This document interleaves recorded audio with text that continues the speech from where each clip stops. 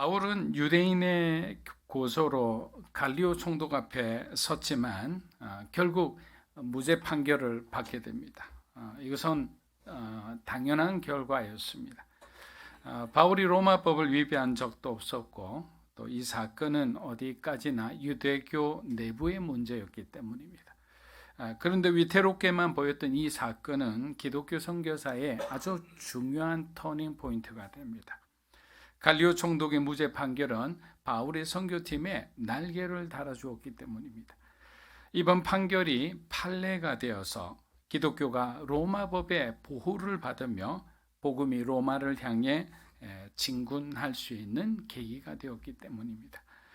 이제 어느 지역에 가든지 유대인들이 법정에 고소하는 일은 없게 되었습니다. 재판에 들어가면 로마법의 판례를 이길 수가 없기 때문입니다. 그렇다면 이러한 판결을 내린 갈리오 총독은 누구일까요? 그는 로마 이 황제의 스승이었던 세네카의 형제였습니다. 얼마나 큰 힘을 가지고 있었겠습니까? 막강한 권력을 가진 사람이 내린 판결이니 항소해도 소용이 없었던 것입니다. 사랑하는 여러분, 하나님은 우리가 지금 여기서 막 일을 하고 있다면 하나님은 우리 눈에 보이지 않아도 우리가 하는 일을 돕기 위해서 다른 곳에서 하나님은 이미 일을 하고 있는 거예요. 어떤 사람을 하나님이 인격적으로 만나고 있을 수도 있어요. 어떤 사람에게 어떤 헌신을 하나님께서 촉구하고 계실 수도 있는 거예요. 또 어떤 사람들에게는 그 환경을 열 수 있도록 그의 마음을 하나님께서 만지고 계실 수도 있는 거예요. 그래서 지금 우리 눈앞에 보이는 것만 가지고 여러분들이 실망할 필요가 없다는 거예요.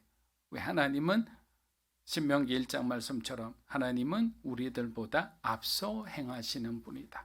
먼저 가서 우리가 올 것을 준비하시는 분이다. 그래서 끝까지 주님을 신뢰하시기를 주 이름으로 축복합니다. 많은 성도들이 하나님의 인도하심에 대해 오해를 하는 몇 가지 생각들이 있습니다. 이런 생각들을 우리가 버리지 못하면 즉각적인 하나님의 부르심에 우리가 쉽게 응답하기 힘들어요. 왜? 자꾸 머뭇거리게 되기 때문입니다. 바울에게 마게도니아인의 환상은 아시아 전도를 위한 그의 모든 수고, 그의 팀의 모든 수고를 수포로 돌아가게 했습니다. 그래서 바울은 포기하지 않았죠. 이곳저곳을 돌아다니며 마치 자신의 생각이 맞음을 증명하려 했지만 모든 길은 막히고 말았습니다. 이처럼 하나님의 인도하심에 대한 잘못된 우리들의 첫 번째 오해는 뭐냐? 만일 우리가 하나님 나라를 위해 헌신한다면 하나님은 우리가 원하지 않는 어려운 길을 가도록 요구하실 거라는 거예요. 내가 헌신하면 그래도 내가 선교사로 헌신할 때 그래도 내가 생각한 나라들이 있는데 하나님 갑자기 정말 내가 가장 힘들다고 생각한 어마어마하게 더운 나라로 보내신다든지 아니면 추위를 너무 타는데 갑자기 시베리아 선교사로 보냈다든지 이런 상황이 막 이루어지면 어떻게 될까요? 순종하기가 어렵다고 생각하는 거예요. 그러니까 그런 어떤 이야기를 하는데 여러분, 물론 우리가 신앙이 아직 성숙하지 않은 사람에게는 하나님이 시키시는 모든 일은 다 힘들게만 느껴지는 거예요. 그러나 우리가 신앙이 자라고 하나님의 시선으로 볼 수 있게 되고 그렇다면 그 일이 하나님이 우리에게 주신 그 일이 결국 우리들이 가장 관심을 가지고 잘할 수 있는 일이라는 것을 알게 된다는 것입니다. 그리고 하나님은 무엇이 우리에게 가장 좋은 것인지 우리보다 더 잘 알고 계신다는 사실을 먼저 인정해야 되는 거예요. 근데 우리는 때로는 하나님하고 갈등하고 하나님하고 이렇게 격렬하게 싸울 때가 있어요. 마치 자신이 하나님보다 더 많이 아는 것처럼. 그래서 우리가 가장 잘할 수 있는 길로, 우리가 가장 보람 있게 살 수 있는 길로 하나님은 인도하신다는 사실입니다. 두 번째 오해는 만약 우리가 결정을 잘못해서 머뭇거리다가 하나님의 뜻을 놓친다면 우리는 그 후 차선의 삶을 살아야만 한다는 오해입니다. 이 사람이 나한테 최고의 배우자였는데 내가 이 사람을 놓쳤어요. 그 다음에 다른 사람을 만났더니 뭔가 좀 불행해 보이는 듯해요. 내가 그 사람을 놓쳤기 때문에 그 차선의 어떤 배우자와 살고 있는 건 아닌가? 이런 착각을 하고 있는 분들이 계시다라는 거죠. 여러분, 예수님의 주기도문을 보면 뜻이 하늘에서와 같이 땅에서도 이루어지게 하소서라고 되어 있죠. 자, 여기서 그러면 땅은 뭘까요? 바로 우리들의 인생을 가리키는 거죠. 하늘에 있는 하나님의 뜻이 땅에 있는 주의 백성들에게 이루어지게 해달라. 여러분, 우리는 날 때부터 우리의 뜻은 존재하지가 않아요. 자유의지를 주셨기에 하나님의 뜻을 따라 살도록 만들어진 거지, 그냥 우리가 우리의 소견대로 우리 마음대로 할 수 있도록 그렇게 창조된 존재가 아니라는 거예요.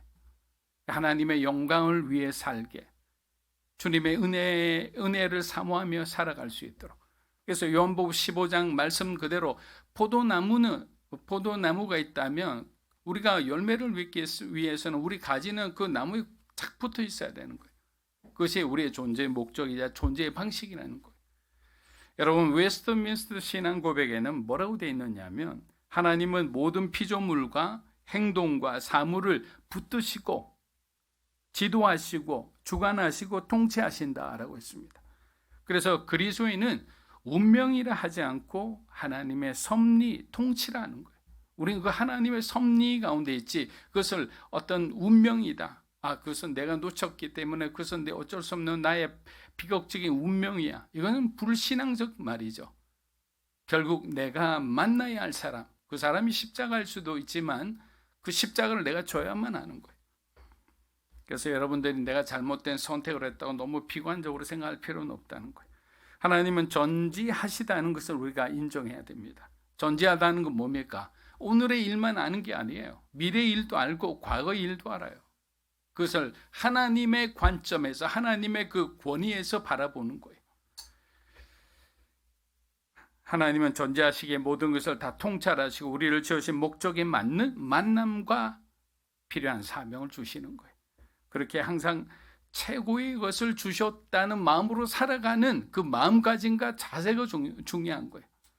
지금 여러분에게 지금 하고 있는 일, 그리고 여러분에게 주어진 가정, 지금 여러분에게 주어진 어떤 환경은 하나님이 지금 나에게 가장 맞는, 내가 뭔가 부족하다고 생각해도 지금 형태로는 내게 가장 맞는 것을 주셨다. 그래서 열심히 정말 그렇게 그런 마음으로 살아간다는 것이 중요하다는 것입니다. 사도행전 18장 18절입니다. 바울은 더 여러 날 머물다가 형제들과 작별하고 배 타고 수리아로 떠나갈새 브리스길라와 아굴라도 함께하더라. 바울이 일찍이 소원이 있었으므로 갱고레아에서 머리를 깎았더라.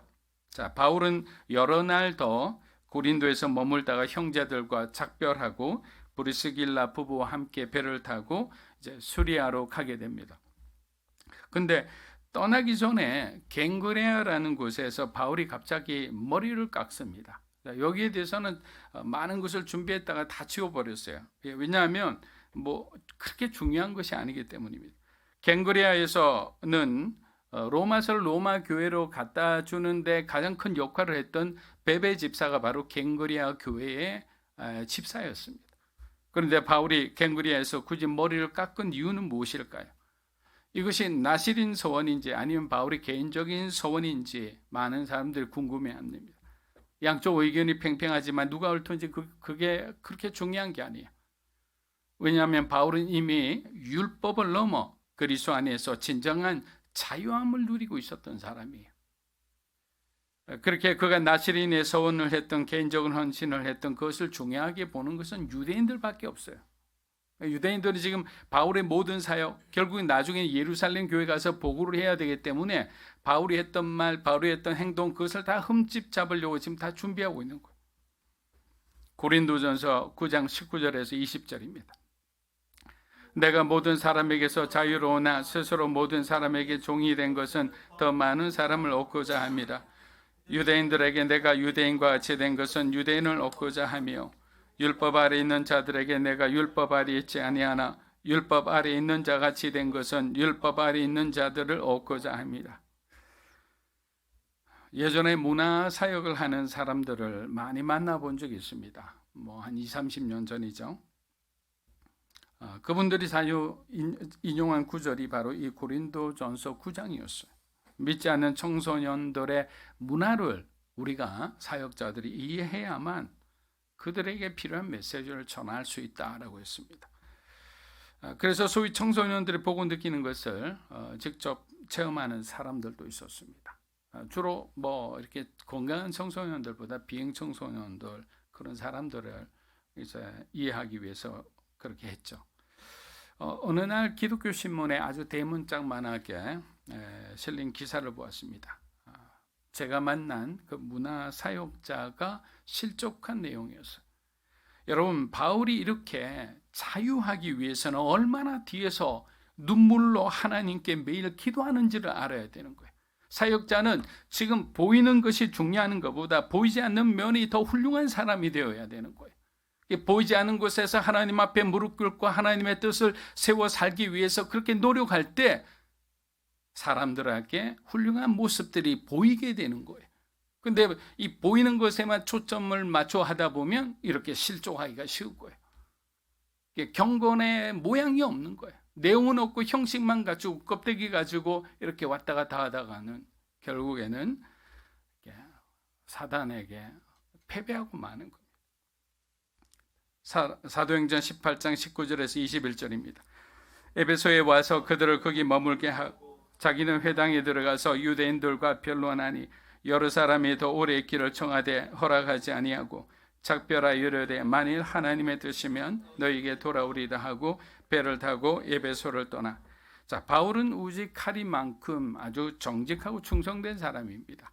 오늘 에베소에 도착한 바울을 보십시오. 브리스길라와 아굴라를 안전한 곳에 두고 자신은 늘 그랬듯이 회당에 들어가서 홀로 말씀을 전합니다. 우리가 잘 알듯이 이런 행동 굉장히 위험한 행동입니다. 왜냐하면 항상 문제는 유대인의 회당에서 시작되었기 때문입니다.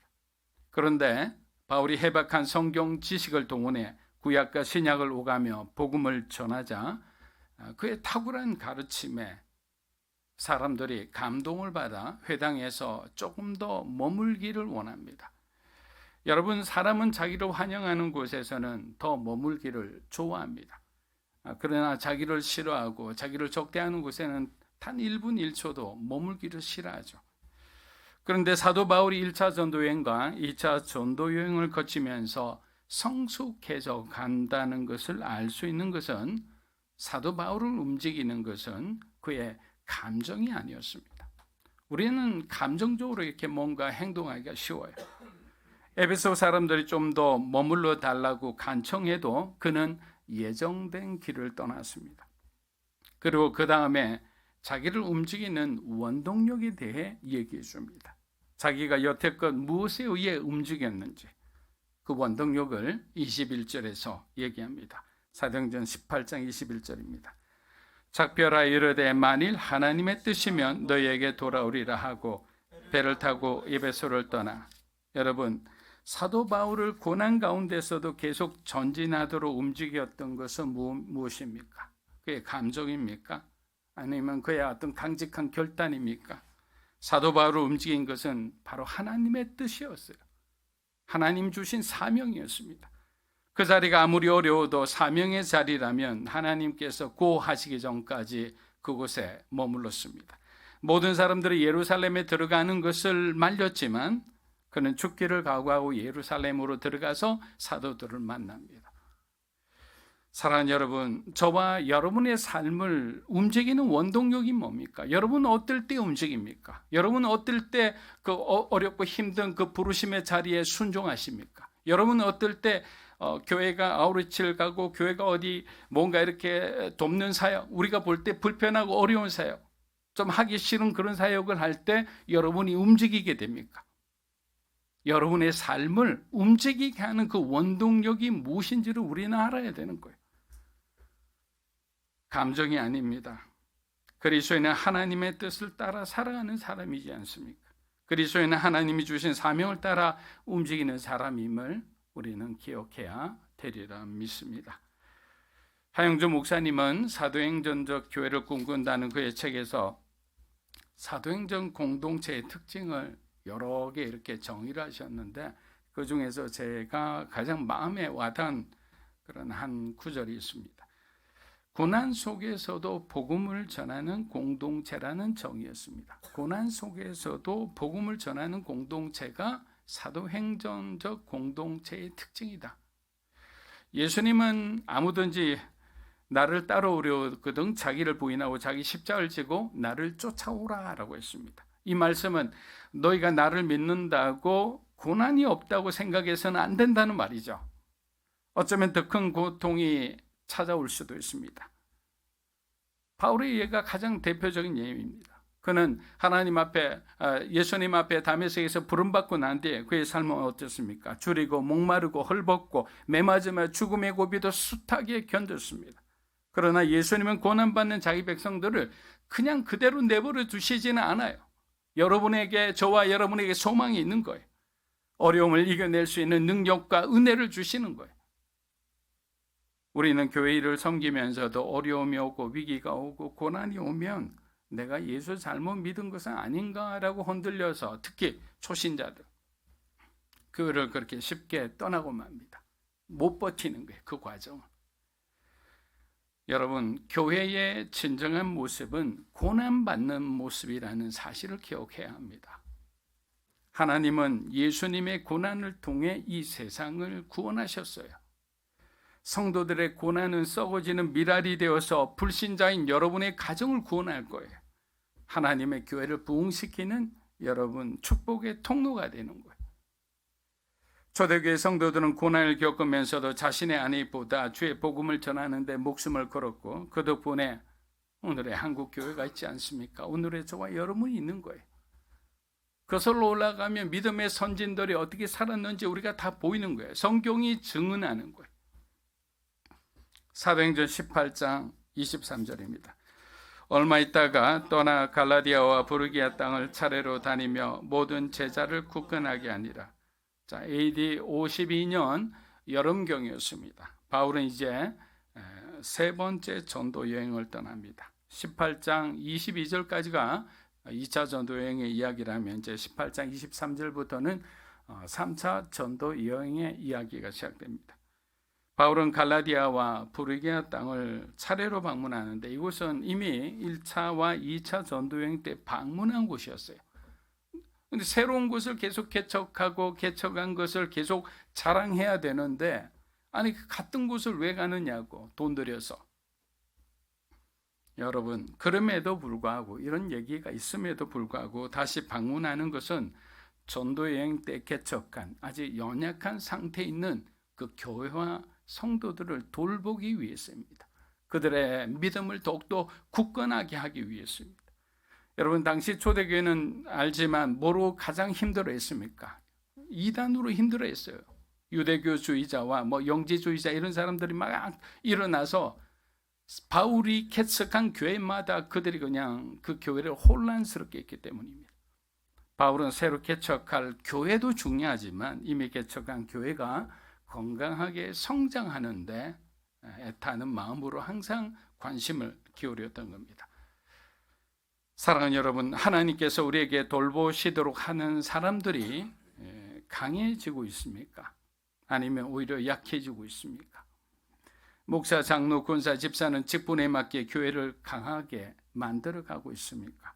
다락방장, 순장, 사역자 등 자신에게 맡겨진 양들을 말씀으로 견고하게 세우고 있습니까? 주님이 우리에게 주신 사역을 가벼이 여겨서는 안 될 겁니다. 그래서 항상 우리는 하나님의 부름받은 때로는 대사가 되고 때로는 사명자가 되어서 우리에게 주신 그 거룩한 사명, 거룩한 직분과 직무가 하나님의 뜻에 맞게 점점 더 넓어지고 깊어지고 또 강해지기를 주의 이름으로 축복합니다. 사도행전 18장 24절에서 26절입니다. 알렉산드리아에서 난 아볼로라는 유대인이 에베소에 이르니 이 사람은 은변이 좋고 성경에 능통한 자라. 그가 일찍이 주의 도를 배워 열심으로 예수에 관한 것을 자세히 말하며 가르치나 요한의 세례만 알따릅니다. 그가 회당에서 담대히 말하기 시작하거늘 브리스길라와 아굴라가 듣고 데려다가 하나님의 도를 더 정확하게 풀어이르. 우리가 지난주 잠깐 아볼로에 대해서 언급했지만 드디어 아볼로의 이름이 본격적으로 등장합니다. 그는 알렉산드리아 출신이라 했습니다. 알렉산드리아 출신 유대인이죠. 당시 알렉산드리아는 약 한 100만 명 정도의 유대인이 있었다고 합니다. 그리고 알렉산드리아가 아주 큰 대도시이자 동시에 학문의 도시죠. 굉장히 번영했던 도시입니다. 소사학과 철학과 성경에 능통한 아주 박사들이 많았어요. 그러나 바울과 아볼로의 관계는 처음에 그리 순탄치 않게 이렇게 흘러갑니다. 바울에 이어서 아볼로가 고린도 교회에 와서 소위 목회자가 된 거죠. 그런데 이제 성숙한 사람은 교회 내에 파벌이 생기는 걸 다 막습니다. 여러분, 교회 내에서 파가 있으면 안 돼요. 예를 들면 뭐 자기들끼리 모여서 이렇게 파벌이 돼서도 안 되지만 어떤 것을 뭔가 이렇게 그룹을 만드는 것은 굉장히 위험한 거죠. 제가 예전에 있던 교회 담임 목사님이 항상 저에게 그런 말씀을 해주셨어요. 일본에 있을 때 교회는 가장 위험한 것은 서로가 갈라지는 거래요. 분열되는 교회만큼 위험한 교회는 없다는 거예요.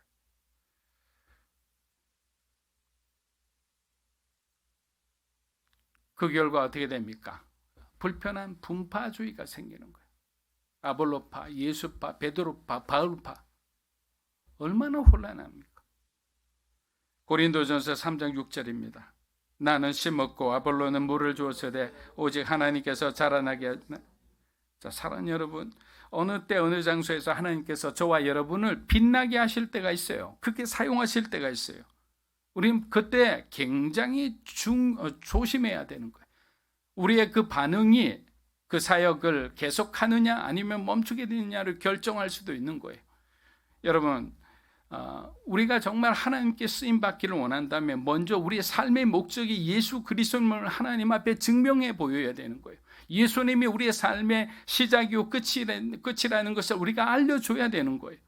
근데 예수님은 뒷전에 가 있고 내가 정말 그 어떤 일에 대한 욕심으로 뭔가 이렇게 하다 보면 결국에는 끝이 안 좋죠. 올바른 마음가짐과 훌륭한 태도로 살아갈 때 성령께서 우리가 하시는 일에 기름 부어 주시는 거예요. 언제까지 머뭇머뭇거리시겠습니까? 그리스도인으로 선한 영향력을 끼치는 것이 하나님 우리에게 주신 우리가 살아가는 가장 중요한 이유이기도 합니다. 사도행전 18장 27에서 28절입니다. 아볼로가 아가야로 건너가고자 하므로 형제들이 그를 격려하며 제자들에게 편지를 써 영접하라 하였더니 그가 가매 은혜로 말미암아 믿은 자들에게 많은 유익을 주니 이는 성경으로서 예수는 그리스도라고 증언하여 공중 앞에서 힘있게 유대인의 말을 이기미르라. 자, 바울은 또 다른 사명을 위해 고린도를 떠났습니다. 그러나 아볼로는 하나님의 은혜를 받아 그를 고린도로 보내어 주의 교회를 든든히 세우게 했습니다. 자, 여기서 중요한 단어가 뭡니까? 하나님의 은혜예요. 아볼로가 고린도 교회에서 아주 열심히 아주 성공적으로 목회를 할 수 있었던 것은 누가가 뭐라고 표현했냐? 그가 하나님의 은혜를 입어했습니다.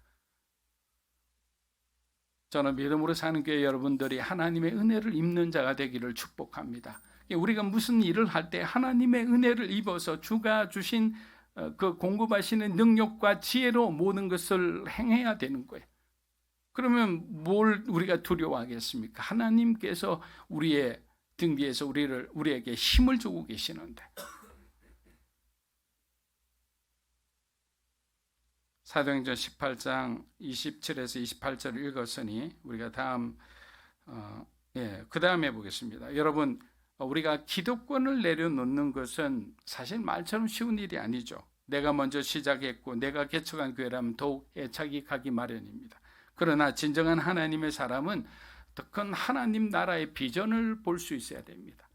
그러다면 어떻게 됩니까? 이것이 내 것이 아니라 하나님의 것이라는 생각을 하게 되죠. 하나님께서는 바울이 고린도를 개척할 때 그를 도우시며 동시에 아볼로를 준비하셨다는 사실을 여러분들이 잘 해석하시기를 축복합니다. 하나님께서는 항상 내가 무슨 일을 하고 있을 때 나만이 소중한 게 아니라 하나님은 다 우리예요. 구원에 대해서는 우리 자신이 중요하죠. 그러나 하나님의 일을 할 때는 하나님은 이 공동체를 굉장히 중요하게 여기신다는 겁니다. 사랑하는 여러분, 사도행전적 교회는 이방인을 품는 교회였습니다. 그래서 초대교회 시작 역시 갈등이 많을 수밖에 없었습니다. 서로 다른 문화적 배경을 가진 헬라파 유다인과 히브리파 유대인들이 함께 거해야 됐기 때문입니다. 그 다음에는 이방인들이 합류하기 시작합니다. 이처럼 교회는 비슷한 사람들끼리 모이는 것이 아니에요. 성령 충만한 교회일수록 다른 사람들을 이해하고 품고 함께하는 교회입니다. 믿음으로 사는 교회도 이제 일본 선교를 시작으로 사도행전의 부르심에 응답하고자 합니다. 여러분, 돈이 있어 선교하는 것도 아니고 열정으로만 선교하는 것이 아니에요. 하나님의 부르심이 있어야 하고 하나님의 채우심을 경험해야 합니다. 하나님은 당신의 일을 마치시기까지 결코 멈추시지 않을 겁니다. 믿음으로 사는 교회도 하나님과 동행하며 더 깊은 주의 은혜를 경험하고 간증하게 되기를 주의 이름으로 축복합니다.